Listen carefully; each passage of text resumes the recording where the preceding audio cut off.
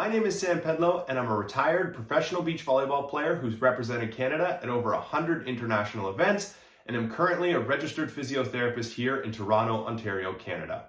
In collaboration with Bauerfeind, we'll be launching a series of monthly vlogs as well as other educational materials surrounding common conditions that you may experience as an athlete, a weekend warrior, or just somebody going about meeting their activities of daily living.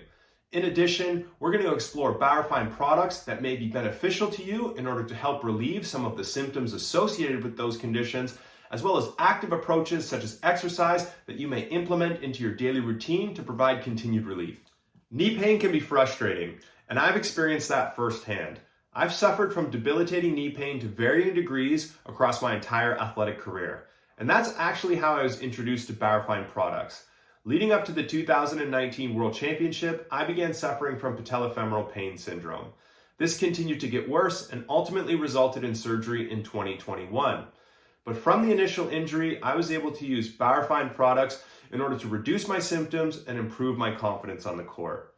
Following surgery, I was able to use them to control swelling, provide joint stability, and get back to volleyball quicker. So, today, what we're going to do is explore one condition which may be causing your knee pain, and that is patellofemoral pain syndrome. Patellofemoral pain syndrome is a common musculoskeletal condition of insidious onset defined by poorly localized pain surrounding the kneecap. Symptoms can be acutely developed or slow and are typically worse with lower limb loading, activities such as squatting, jumping, stairs, or prolonged positioning. Knee pain affects a large percentage of the population, and patellofemoral pain syndrome is cited as the highest incidence of knee-related pain. It typically affects two groups of individuals, those between 12 and 19 years of age, and older adults between the age of 50 and 59.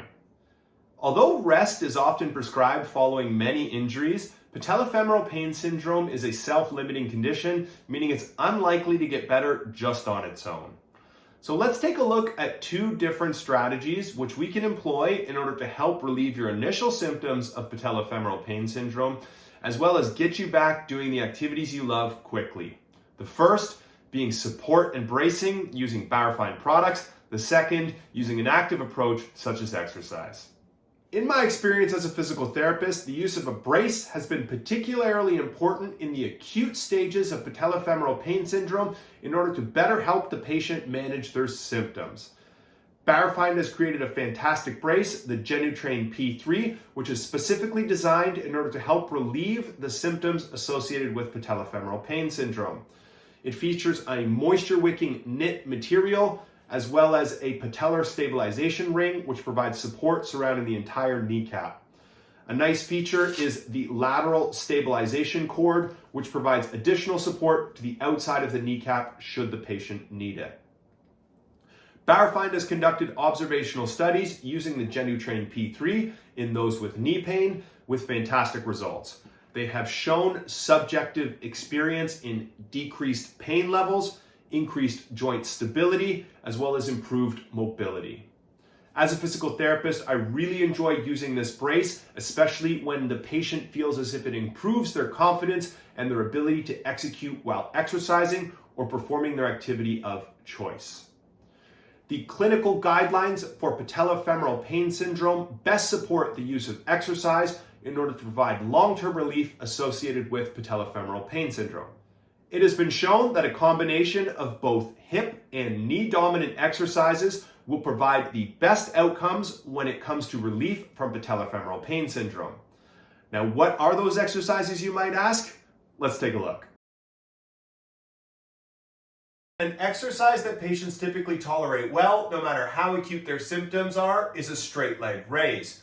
One critical thing to pay attention to is maintaining extension at the quad while we perform this. The simplest version, we're going to lie down, putting the muscle in a lengthened position, contract the quad, and raise the leg for a count of 3 and down. 1, 2, 3. 1, 2, 3. We can make the exercise more challenging by sitting, putting the muscle in a shortened position, and raising and holding. Maintaining extension at the knee the entire time. A second open kinetic chain exercise, again, meaning the foot is free in space, that can be progressed from the straight leg raise is the seated leg extension. We're going to use a band and fix it below, maintain pressure on the seated surface as we gently and slowly extend the knee completely and lower.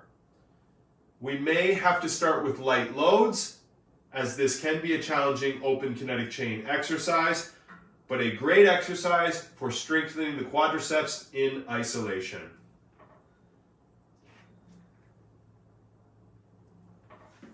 So, for our first closed chain kinetic strengthening exercise for the quadricep, what we're going to do is take a band and place it on the superior calf below the knee crease.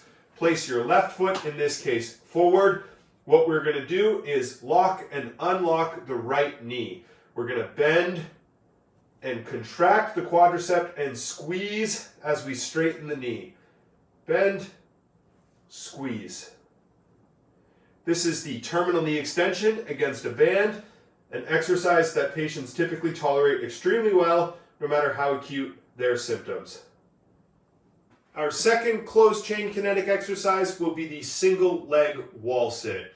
This causes a large contraction of the quad in a relatively stable position, which the patient, again, typically tolerates extremely well. What we're going to do is get down to about a 45-degree knee bend. In some cases, we may extend the left leg, in this case, to provide additional support. And what we are doing is driving into the wall, causing a large contraction at the knee. So, there you have it. 4 exercises which can be used in combination with bracing in order to help reduce the symptoms associated with patellofemoral pain syndrome.